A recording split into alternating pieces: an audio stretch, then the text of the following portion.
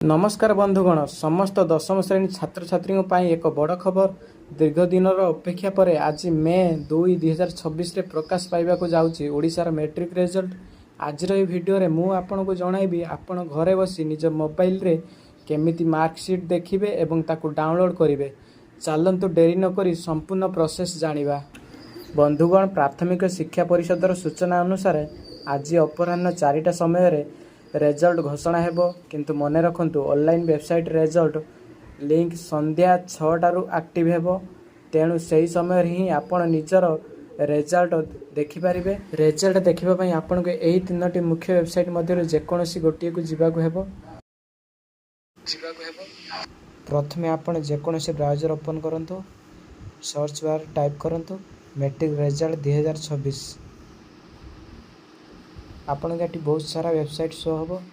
आपण India result website उपर click करंतु। आपण को एमती इंटरफेस शो हम। रिसेंट अपडेट आपण board of secondary education Odisha पर क्लिक करंतु। आपण को एमती इंटरफेस शो करिवो।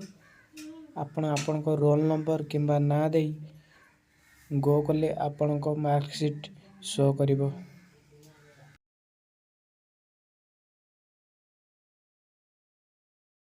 आपणकर मार्कशीट स्क्रीन रे देखा जिवो। आपण चाहिए पीडीएफ आकार रे डाउनलोड भी करि परिबे। जदि आपण को वेबसाइट स्लो अछि किंबा नेट स्लो अछि, रिजल्ट बाहरिबा समय रे प्रबल ट्रैफिक जगु वेबसाइट स्लो होई पारे। सेथि में अन्य दुईटी उपाय अछि।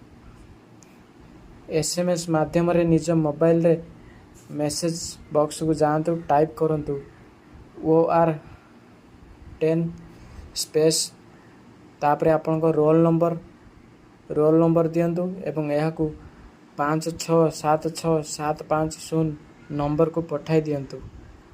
आपण को मोबाइल को रिजल्ट मैसेज चली आसीबो। आउ एक खुशी खबर हेउची, एथर प्रथम करी छात्र छात्री माने ओडिया एवं इंग्राजी उभय भाषा रे निजर सर्टिफिकेट पाई परिबे। पास करिबा पई अति कम रे 33% मार्क रखिबा जरूरी। समस्त छात्र छात्री को मो तरफ अनेक अनेक शुभेच्छा। आशा करुछि आपणक रिजल्ट बहुत भल हेबो। जदि आपणकर किछि प्रश्न अछि तेबे कमेंट रे पचारंतु। वीडियो को शेयर कर समस्त सठिक समय रे रिजल्ट देखि परिबे। धन्यवाद।